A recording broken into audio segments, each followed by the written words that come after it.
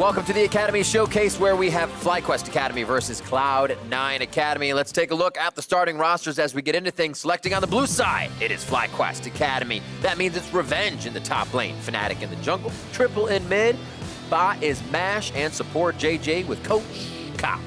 And facing them on the red side, it's Cloud9 Academy. Top lane Fudge, jungle Inori, mid Palafox, bot King, support Diamond, and Coach Rainover on That's stage. right.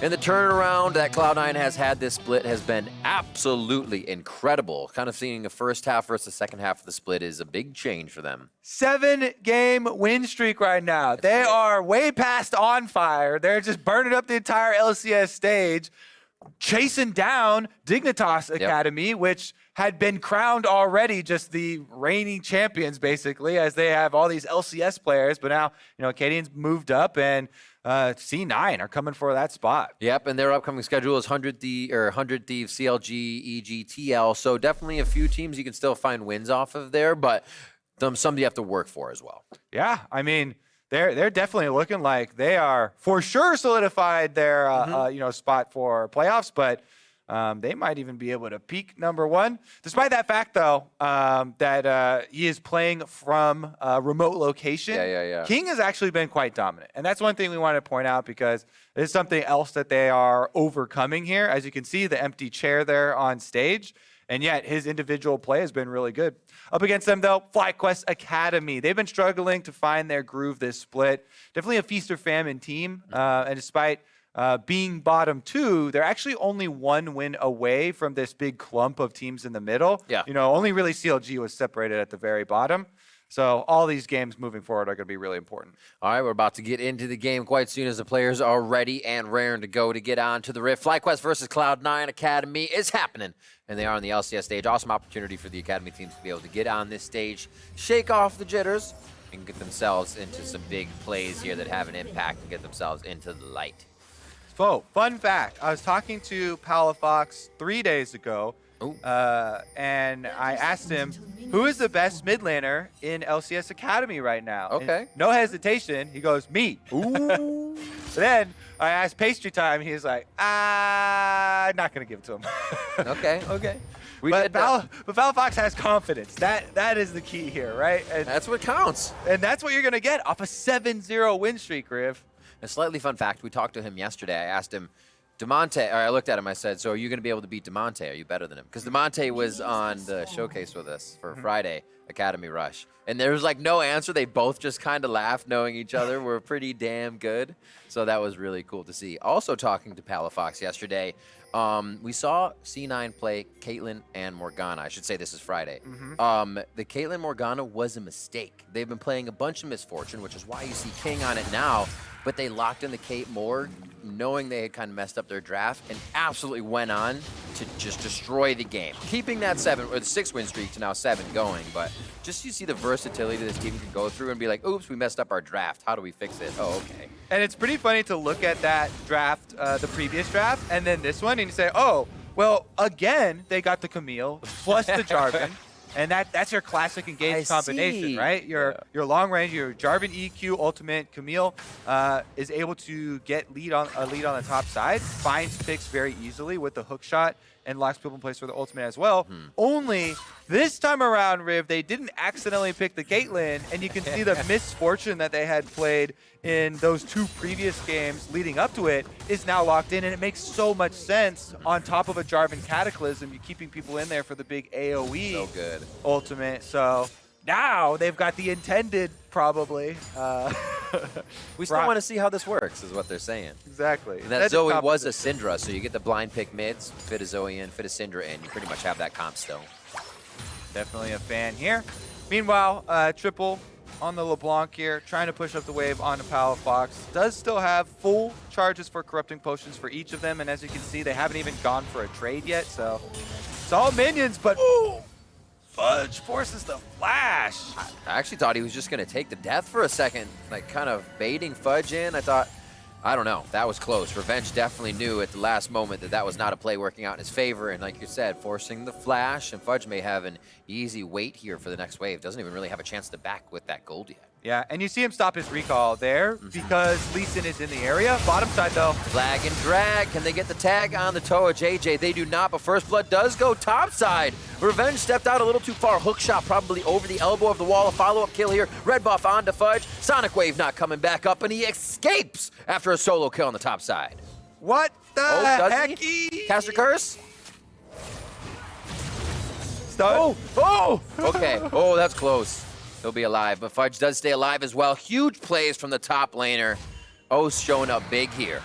What the heck is going on up there? Fudge is crushing them 1v3, basically. Here it is again, but we'll see how he kind of adds on to everything. And we just mentioned how... under the turret still. Yeah, we just mentioned how, okay, he stops his recall there for revenge, and he's like, all right, I'm going to stick around to farm this wave because Lee Sin is in the area. What the heck? And Fudge says, that's not close enough, buddy. Dives him under the turret, gets the kill, gets out alive, survives the LeBlanc dive, plus the ignite used by Triple, and his full health bar in that dive. Fudge is just taking so much pressure on the top side, and he comes out with the solo kill, Riv. Fudge, Triple King, they know each other well. They come from the same organization of OS. And they're saying, I know your skills. I know how you play. Don't worry about it. I'll see you later.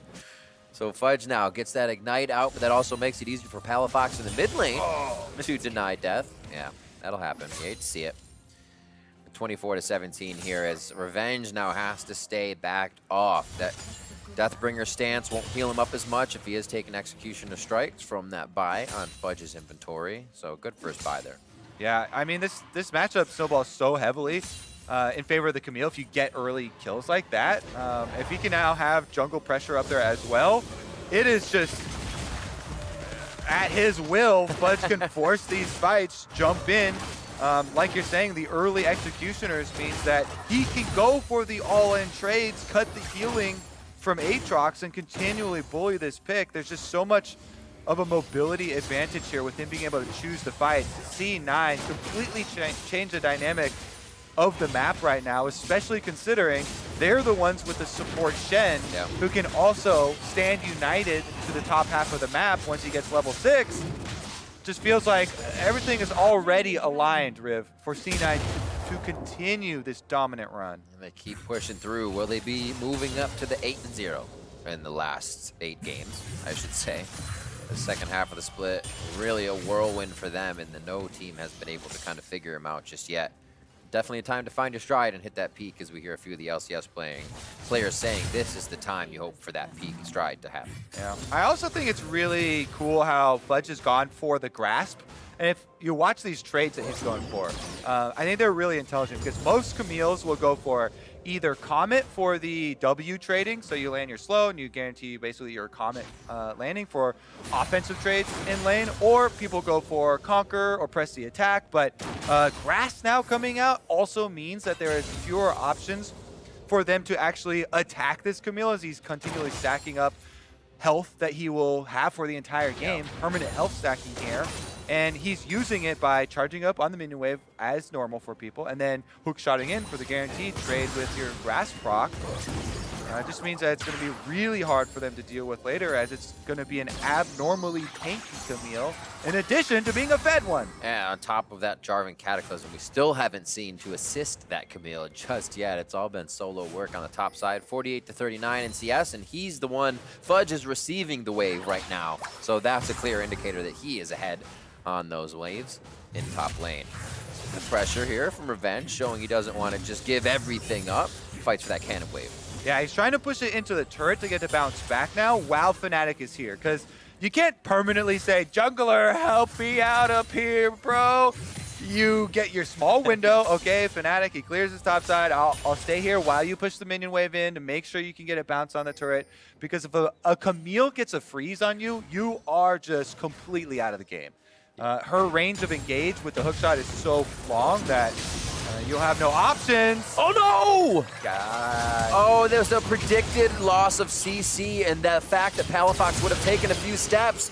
Drowsy lasts quite a while, and they don't accurately calculate that one. 2 members now down, 1 for each. Triple is gone, and Inori is down. Palafox activating a bit of movement speed there with a flash in hand as well on his W. as his flash is down. The bottom lane comes up here, and things just get a little bit more hectic in mid as we're 2-1 in kills now, 8 minutes in. You don't see that every day. Best mid laner in the league. Palafox dodges the Lee Sin Q while rooted, huh? How crazy is Got him. Yeah, definitely a rough one there. Let's take a look at this because I'm pretty sure that LeBlanc chain's still on him. He's rooted in place. Fnatic just misses the Q. Yeah, he's still rooted in place. Misses the Q there, goes wide. Then the counter from Inori. He comes in to punish immediately. Red smites on the LeBlanc as well. Able to finish off that kill. Because Mash is here, though, they do get the counter kill, so it's not completely trashed for FlyQuest. They're still fighting back. They do get one back there. And the only thing they really have to worry about is this top side where Fudge obviously was able to earn his own big lead. And you're seeing some defensive opening itemization there from Revenge, going with Rush on Ninja Tabby plus his health crystal for the cleaver. I also hate to see my opponent buying Phage first, too. Because you know as soon as they go in for the tax, they're pretty much going to be able to stick to you. Revenge has a few ways to get away with his Humble Dash and can just kind of throw Qs backwards as he moves one way. Rift Herald going down here in favor of Cloud9. Looks like they have brought the entire family up to play. Yeah, that is 5 members here versus Shelly. 5 from FlyQuest as well, though, Riv. JJ up front, Revenge, Humble Dash towards King. He's going to be able to now lock him off a bit. Not a great spot for the AD as he is forced to heal back into position. And they're stuck in the pit. A few of these members can make it out. Shen can dash over the wall. That's the initiation onto Diamond. There's a Cataclysm coming through, but they can't follow up with much damage. Bullet time's going to hit, but it's not going to do enough. And FlyQuest are able to get a few, or one out of that one, I should say, as we see Rift in the hands of Inori. Yeah, currently FlyQuest happy to get that. Oh boy. Not a problem. Stops his recall. It's decent there. Yeah, FlyQuest really happy to at least get 1 kill out of that. We don't see it on the gold chart yet, but obviously your cash-in of your Rift Herald is going to occur pretty much guaranteed now. But here's a look at the full burst on the Diamond. They target the support Shen, who is obviously not tanky yet. No time for itemization, and within the CC lock there with the Nautilus ultimate, they do burst him down. And even though there is a decent MF ultimate over the side of the pit there from King with some damage dealt, nobody's around to finish off any burst damage. C9 get out the back of the pit, and it's going to be more about how they utilize this Rift Herald activation. Yeah. Mid lane, of course, is always the prime target because everybody wants to open up the map to get your deep wards invading into the jungle. But Dragon here on the table. We'll have round number 2 as teleports are ready for both top laners. Fudge and Revenge can equally join. Just looking at the souls for Mash, currently at 28, so he has hit one of those 20 marks. Also looking at Diamond with the cooldown boots, looking to get his flash, Hex flash up, ultimates, everything else that Shen can do, and kind of just be a stun bot for the team on the bot side and crowd control people. As we see FlyQuest easily able to pick up Mountain Drake. What do you guess, Kobe? Ocean or Infernal? I'll go Ocean. Okay. I'm feeling the cool waters today. Ah! Sorry. No cigar. Fail. I'll be better next time, really. The games have all, like, warranted Ocean with the patience and how slow they've gone, but we have not gotten an Ocean. I mean, it's FlyQuest, too, so I was just hoping for That's true. playing trees. But, Good call. Good call. if it is... Nah, that's... Yeah. I'm trying to save myself. There's nothing for me. I'll be better next time. Okay. I'll get it. All right, top side, though. Look at the trailing Inori. If you get a successful gank on Revenge, then start to whittle away on the turret plates, you get a lot of value out of that Rift Herald because there's 2 minutes still left. They can cash in on all those turret plates. They are freezing right now, so Revenge, you can see, losing all of this gold to the minions, completely zoned out from the wave. And like we said, it's so devastating when specifically a Camille can freeze on you like that, who is ahead. The range of engage is so long. Revenge has no options. Fudge is going to keep the freeze right in front of his turret and continue to deny so much from Revenge. So we'll see if we can actually get a good Rift Herald usage then. And Nori, he's like, all right, you got things handled here. I'll head to the bottom half of the map because he needs to cash in Rift Herald quickly to get the plates. There you go. So take it, had a bit more time, but they're not going to waste it anyways. They just want to get these down now. Just above them is going to be Palafox, so he's trying to clear some Tri-Brush wards. Or an initiation comes in, a nice tag onto one. Rift Herald's still going to be there, and Diamond does not go for an attack to pull turret aggro. Smartly done. They back out. Turret's still up, though, so FlyQuest trying to play a little reactive, but they still have a chance at 2-2 to be very much in this game as they are. Kindle Gem, and looks like a Phage finally coming out for revenge as he is doing the yard sale build here. Yep, the minion wave finally built up there for Fudge, and Revenge was able to wait it out. Again, building the defensive parts of the cleaver first for himself. He knows he's under attack early. Like you're saying, though, FlyQuest not getting tilted by that, right? They strike back very quickly. They got the kill in exchange for the Rift Herald. They're focusing on the bottom half of the map, which is what's going well for them. Clearing minion wave, by the way. Not a bad ult. Oh, God! He knows the dive is coming, so he's clearing the minion wave. A lot of times, He's got a ult. yeah, you see people just get flamed for that, but good usage there, actually, because the Senna Nautilus is so strong right now. I think anything with Senna is just creates such a big problem, because the Senna scales so well anyway off of all these souls, doesn't have to take a lot of the CS. You just stay under the minimum of your 20 per 5 minutes for your support item, and you send the rest into your Nautilus. JJ, we've seen multiple times, JJ with these hooks onto Diamond, big difference in damage here. This is a Nautilus with a fully completed proto belt now, compared to a real support set that doesn't actually get CS. And it's all afforded by this Senna pick. That's why currently Senna is still one of the most banned champions in all professional leagues. Doesn't really have to take minions to deliver the same amount of power, and lets you just have a more powerful, quote-unquote, support champion. And the other options it offers, too, you have your support taking teleport now. So he can match what Diamond does on Shannon, basically, without the shield, if you're going to look at it that way. And then Nash can take supportive things and cleanse and flash himself, so they don't even have to worry about going aggro, but still can, because you have an AP Nautilus in lane. It's so fun. About a K gold lead inside C9's pocket with 1 minute onto this Rift Herald. So that's where you're seeing the focus. Teleport is up for both Revenge and Fudge, and Revenge has completed the Black Cleaver. So first item before Fudge is there, but he's been piecing together quite a bit. It still brings a hell of a fight. Yeah, it's a really good breakpoint actually for the Aatrox, because cooldown reduction is so essential for this kit. That's why Black Cleaver is almost always rushed for Aatrox, because it's such a good value item. 20% cooldown reduction. The stats that it delivers are amazing. Health and attack damage are both primary for Aatrox. And shred. Yeah, exactly. You shred your main damage type, and speed as well.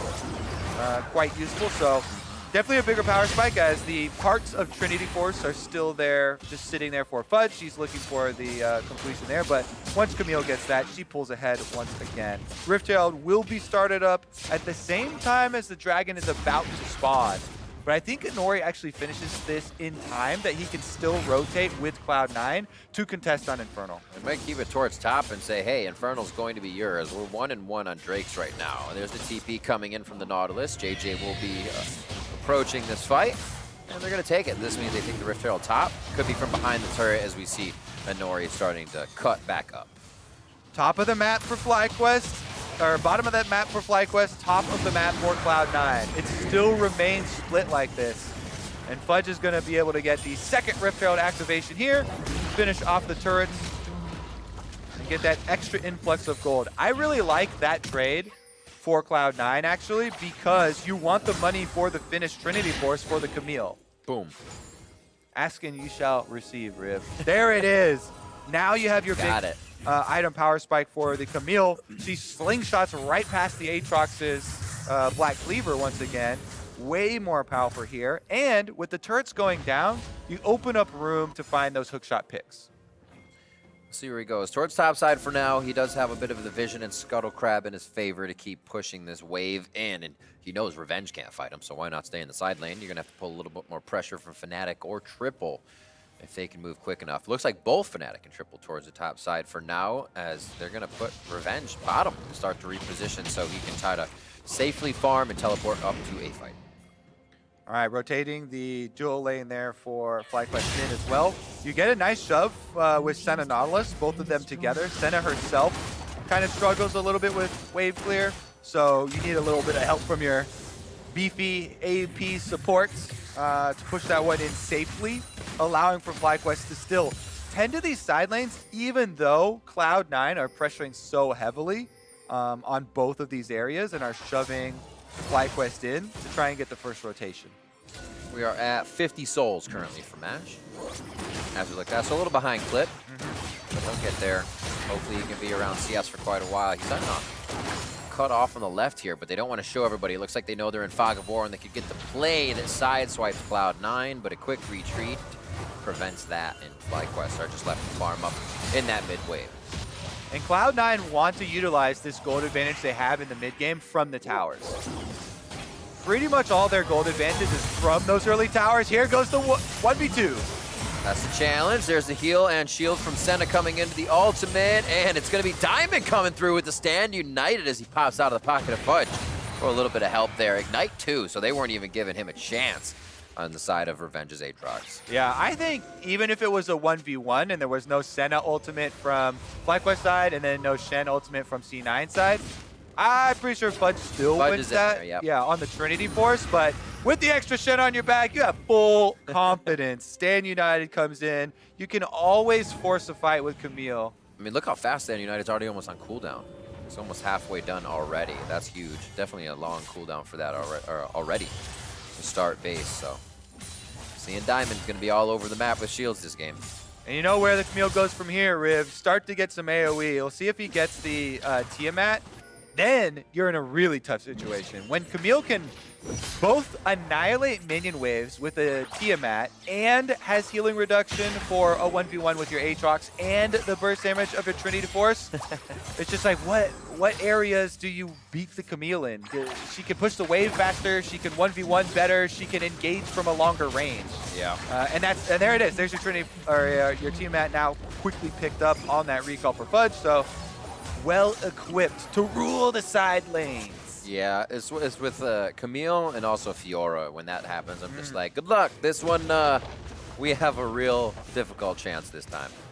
So they will see if they can get around that. I mean, if Fudge isn't there for the fights and they happen fast enough, FlyQuest can really dodge a bullet. I think that everybody else on the team isn't as powerful as Fudge right now, and that's where you're seeing all the agencies sit here for C9. It is allowing the rest of the team to do basically what they want, knowing a teleport Camille could come out of anywhere. So maybe go to the teleport Camille with everybody. That's always one thing, or just make the fight happen fast enough. Right now, they've worked a good amount of vision out towards the Baron, and that may be a spot for it to go down. Yeah, I think Cloud9 have such good options for themselves. You know, with both these outer towers down, we can see one more wave shoved here by Fudge. Then I would recommend that they send him back top. They have Fudge top, and this dragon's about to spawn, like you talked about. He's got teleport if they do have to force it, or if they want a good flank from him. But they don't even have to, because with the extra vision advantage already established, Dragon in 23 seconds, and they can just force FlyQuest to walk over to them. Possible pick here. Knight's Vow from Inori onto Fudge as well, so they're putting even more defense onto each other. Are we going to get some more ultimates over this? Cataclysm gets dropped out as Inori knows he has to leave. Bad engage for the team, and they want to fizzle that one now. Infernal Drake's coming up. This is going to be number 3 on the side of FlyQuest, number 2 for Cloud9 as they pull back just a little bit, waiting for their initiations to come back up. You like how that looked? Mash hits Inori with the snare, and Inori's like, what did you just say? Turns around, ults him, burns his flash. Oh, never mind. Yeah, now there's no flash on the Senna. Mash has to play this so much safer than he would previously, and Senna's an easy target. You can see Diamond looking for him, but he goes on the tank. JJ goes gold. Everybody's a bit rooted there by the Senna hit. And it looks like Nori's back onto Mash. Mash now has nowhere to flash, but it's going to be a lot of damage towards the back end of the fight. That's King going down. And it looks like Cloud9's backline was the one that was not safe. Revenge stays away from Fudge. Now they're going to be able to turn back onto him as they get the kill over onto Fnatic. The kills now could come through. FlyQuest has him so low, but Cloud9 is finding the hits they need. Palafox moves forward to the Nori on the backside. Possibly some more hits. Cataclysm down from the last fight. As it's a trade for kills, the Retribution becomes a triple kill for Palafox. Palafox, the only champion left standing here. What a close fight. Wow. And Here it is again. Yeah, I mean, Mash had to play this well at the beginning because he has no flash. I think he does a very good job of it. Look at Inori, tries to go back in on him. There's no follow-up. Front line there by JJ with the AP Nautilus buys him a lot of time. Then Inori gets so lucky there. Kicked out, doesn't go down, small amount of health, is able to come back to the team. Fudge does get shot down by Mash at the end for the shutdown, but then they chase onto Triple. Inori gets bursted here, but Palafox is able to finish it off there with the empowered autos. And what do you do when you're the only one surviving the team fight, Riv? Let's go back to base and spend your money. Soak it in. Also, just kudos to Palafox there for kind of seeing the situation of summoners on the ground as well.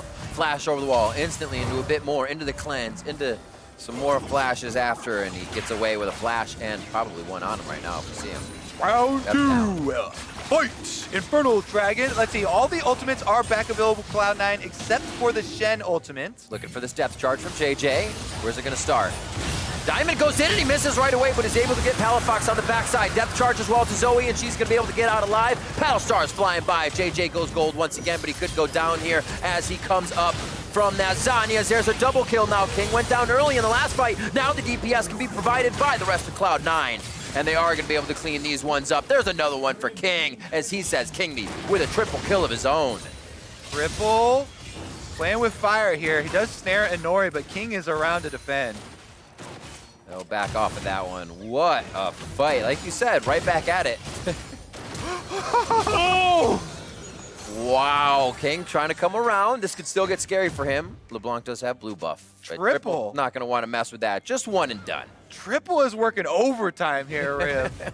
Doing everything this he one. can. Let's take a look. I'm going to keep my eyes on Triple this whole fight. All right. Initially, he's the one to get a big burst onto the front line. They take him down. The Shen is out of the picture.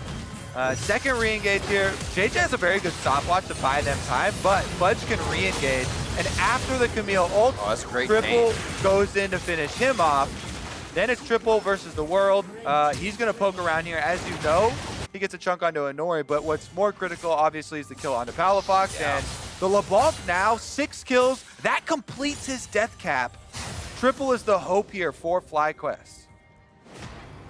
10 stacks on a Soul Stealer. That is a Medjai's, my friend. Triple is the hope, and he knows it. That second LB play coming through for him as well, all the way back into, what was it, week 2 when he played it against Cloud9. It was a 1-4-2. So saying, you know what, give me the LeBlanc. But he has had it banned against him. That's something you may not be seeing, is the last few games teams have also been like, don't let him have the LB. Great stuff coming from him. 350 gold bounty. He's 11.7 to 10,000 gold in the hands of Palafox. So surpassing his mid laner. We're still waiting to see what can come from him. Now with that blue buff on, again, see if he can keep it going. So some things you can do against LeBlanc. You want to try and mark her before her passive goes off so you can immediately collapse onto the real LeBlanc, right, not get deceived. Lee Sin, it would be great if Cloud9 were the ones with the Lee Sin, because you can actually get the marks on LeBlanc, but red buff or red smite is also a good option. The other thing is Camille ultimate. You can keep her in the ultimate area, try and finish her off that way. Over 1,000 damage, quick and clean to 2 members of C9 coming from that LeBlanc. It's a good thing that Hex Drinker there for King has the extra MR and the shield popping up to survive the LeBlanc. 10 stack Medjai's. They know Triple is the big threat. So you look at, okay, Camille ultimate, that's one thing. You can try and get a very quick Camille hook shot off a wall if you're sitting right next to him to stun her in place. But other than that, it has to be like Diamond, taunt flashing or flash taunting to try and lock her up, because there's not a lot of point and click that you have here. It's definitely going to take some finesse. I've never considered the situation. If she takes enough damage while being taunted, her clone doesn't come out taunted, right? Just she would be taunted. Her clone would be free movement. Not that she'd look to move it right away, but possibilities. Little fun things to look out for if Diamond is trying to get himself into the middle of the fight, as he should. And summoner spells are up as we look for those initiators. Maybe not for JJ here, but it doesn't really matter for a big tanky Nautilus. Coming up on to 28 minutes, 12 to 9. as this game is definitely providing us with quite a few kills and pretty even, all things considered. Maybe a few more turrets on the side of C9, but FlyQuest is not hesitating to look for these engages. Proto Belt into anchor toss, and nothing comes out of that one. Heal from Palafox, though. Fight to the bot side. Fudge, that adaptive shield going against Revenge under the turrets, helping out just a little bit as he hardly takes any damage. Yeah, and even if he does take damage, he's upgraded the Tiamat into the Ravenous Hunter now, so you can just heal off a minion wave. So the pattern here for Camille, you jump in on the Aatrox, go for your big trade, heal off the minion wave. Rough for him, though, because Aatrox very clearly healing him back up himself in the mid lane, though, Riv. JJ, he's gone gold so many times and he's able to make it out, but not this time. Too many members of Cloud9 and the kitchen sink being thrown at him. Look at where Fudge is, just kind of hovering between the jungle of both teams right now. It doesn't look like anyone's going to find him as FlyQuest continues to clear the minions. They know that's pretty much the only thing that's keeping Cloud9 at their turrets. Triple! Working double overtime now as he pushes the side lanes by himself. He's actually doing a crap load of damage on these autos with the amount of AP he has on this Magi's, a Rabadon's, and a Ludens. Yeah, Rabadon's is actually one of the best items for increasing your tower damage, because if you get magic penetration, that doesn't have any effect on it. You know, Void Staff or, you know, Oblivion Orb has smaller one because there's less ability power. But because Rabadon's gives you that AP amp and has so much flat, gives you big punches to your auto attacks. That being said, though, Dragon acquired for Cloud9 off of that pick, and knowing that the biggest threat, the LeBlanc, is topside, they now are on Soul Point. Currently looking at 481 LP for Trip. He is definitely hitting real hard right now. He's taking the bounty. Fudge had that earlier. We'll see what Triple can do for the team. Looking to plant more trees, that's for sure. Soul Drake coming up in 4.5 minutes for the side of Cloud9. Could be stopped by FlyQuest to get their Soul Point as well. And it looks like it's just going to be a back and forth here. Nobody feels comfortable doing too much of an initiation right before this objective. Bless you. Thank you. You're welcome. Bless up. Red buff here, leashed back. Gonna wait in the brush, and Fnatic will just steal it away. You got me. But, Riv, look at your mini-map, my friend. That is a Camille with full split push priority. She's taken down the tower uncontested. Fudge, he started that game out so well with a solo kill, basically surrounded by enemies, has earned the lead for himself, and now taking his toll in that side lane. Dude, Oceania stepping up in this game. Fudge, Triple, they're both saying I'm more powerful, though. Yeah, who's Oceanic player can carry harder, my friend? Yep. I mean, you have two with Ping as well on one side, so you're almost cheating. Triple, as you said, working real overtime here, and they're going to be going for Baron. Yeah, it's closed on Vision over the wall, and Nori's going to get locked immediately, but Triple's able to just distort out of that. Oh, my word. The Nori blinked, and then he was dead. King's now going to try to bullet time over the wall as he throws a bullet. Rain as well, but it's not going to be enough. That Baron's not taking too much damage right away. Turn on the bot side gets dropped, so if FlyQuest can actually mess around here and get some kills, they might be able to get back quick enough. That's a teleport in, however, coming from Fudge. They look to seal the deal in the fight versus FlyQuest and Baron, and Fudge is all the way into that fight. It's going to be Maz trying to get out. He goes down. The double kill, triple kill coming up for Fudge, his second of the game. Oh, they get the Baron, Riv, but it comes at the ultimate cost. Clean ace picked up here. All 5 members for FlyQuest gonna have to watch as Cloud9 lay destruction through their base. Fudge teleports in, cleans up everybody on the chase down with the Camille. Now he's level 18 as well, and they went right into the base. Wow. That is a jump. Level 16s are the only thing on his team, so he is the big brother here, leading everybody around the map, the initiations. And like you said, the teleport in almost looked like he could have stayed for a second, but they're not chancing anything here for Cloud9. You can see smile on Palafox's face as they leave and try to reset and do it once again. Yeah, let me tell you, doing Baron against a Zoe is one of the most annoying things. So, Triple, doing his best to carry, takes down the jungler, and you think, oh, perfect opportunity. Yep. No smite for C9. But C9 are looking right now to attack health bars. They're not looking for a Baron steal. They're not looking for a smite fight. They're looking to kill champions. And they get everybody on FlyQuest so low in the pit that it is easy cleanup. on the arrival of the Camille. Fudge comes in, even gets the Shen teleport on top of him, so Diamond locks down the last one for him, taunts it up, delivers it on a silver platter. I think it's so scary to even try Baron when you have just pretty much Senna damage on the team. Because you're losing whatever damage for the person that's closest, and that's going to be Fnatic, so Revenge is also trying to get close, so he's getting Baron debuffed. That's tough. Senna is low Baron damage. LeBlanc is also low Baron damage for your mid lane position for mages. She's mostly burst damage you want to use on champions. Here we go again, though. Oh, Fudge could go down. A little too happy there. Going to be resurrected on this one as the Guardian Angel has already been purchased. A few coming up as Revenge is also there. Who can do it better? Who wore it better? Looks like it's going to be Cloud9 on this as Revenge just 300 down to 100 HP, and the next kick takes him out. Fudge is still flying through this one, and he is just making a mess of the base of FlyQuest right now with the rest of his team. Cloud9 coming out strong on this one, and Surge over FlyQuest for the victory. They move to 10-4. And the win streak continues for Cloud9 Academy. That will be 8 in a row. They are legendary, Riv. I mean, pretty much all throughout the game, too. Everybody played super strong. That top lane from Fudge really started to disperse the map a bit and where the pressure needed to go. And then the rest of the team also started to show up. Caitlyn Morg or Misfortune Shen, they still get the victory. They had the victory dances after getting out of the seats. I like it. Shout goes up. You can get accustomed to that feeling. Absolutely. Win after win. FlyQuest Academy, another tough loss for them. See if they can bounce back in time here. They are at the bottom of the standings there, second to last place, but not too far out of reach. Can still win their way back into it. It seems like those standings are a little closer than what you usually tend to see, as people are saying, oh, the top two might be separated from the rest, but the rest are pretty close, so you can always move up those standings. And we do see FlyQuest with Immortals and 100 Thieves coming up next week. So after the break, Kobe and I will be wrapping up the day and getting you ready for Monday Night League. Don't go anywhere.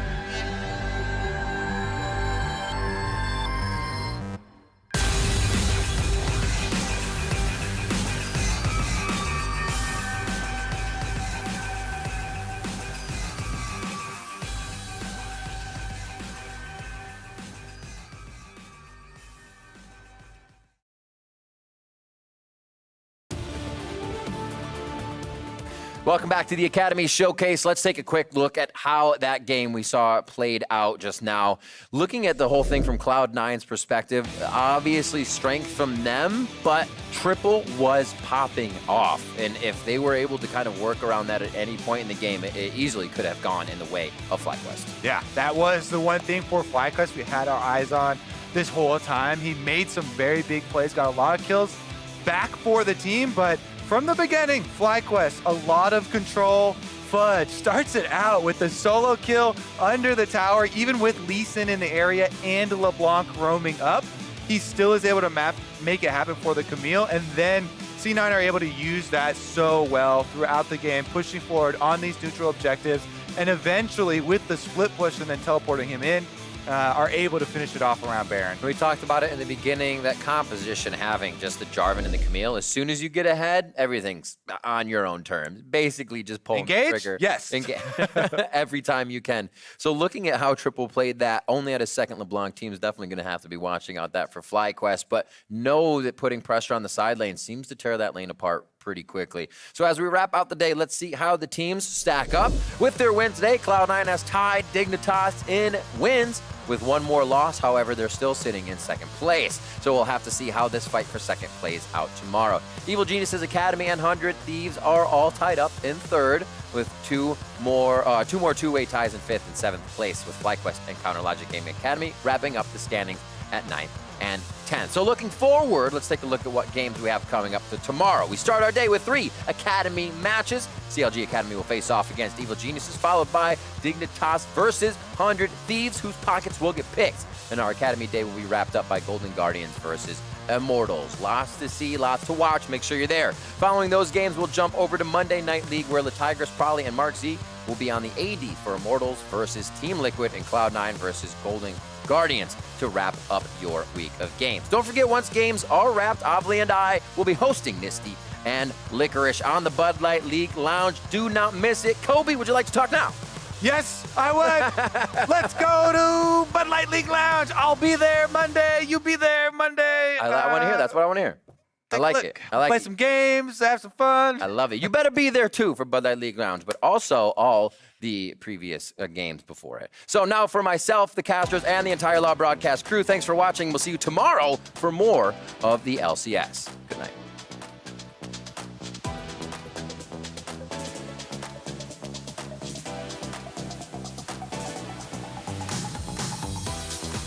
JJ goes gold. Everybody's a bit rooted there by the Senna hit. And it looks like Nori's back onto Mash. Mash now has nowhere to flash, but it's going to be a lot of damage towards the back end of the fight. That's King going down. And it looks like Cloud9's backline was the one that was not safe. Revenge stays away from Fudge. Now they're going to be able to turn back onto him as they get the kill over onto Fnatic. The kills now could come through. FlyQuest has him so low, but Cloud9 is finding the hits they need. Palafox moves forward to the Nori on the backside. Possibly some more hits. Cataclysm down from the last fight. As it's a trade for kills, the Retribution becomes a triple kill. Diamond goes in and he misses right away, but is able to get Palafox on the backside. Depth charge as well to Zoe, and she's going to be able to get out alive. Battlestar is flying by. JJ goes gold once again, but he could go down here as he comes up from that Zanyas. There's a double kill now. King went down early in the last fight. Now the DPS can be provided by the rest of Cloud9. And they are going to be able to clean these ones up. There's another one for King, as he says King me with a triple kill of his own. The Nori blinked, and then he was dead. King's now going to try to bullet time over the wall as he throws a bullet. Rain as well, but it's not going to be enough. That Baron's not taking too much damage right away. Turn on the bounce side gets dropped. So if FlyQuest can actually mess around here and get some kills, they might be able to get back quick enough. That's a teleport in, however, coming from Fudge. And look to seal the deal in the fight versus FlyQuest and Baron. And Fudge is all the way into that fight.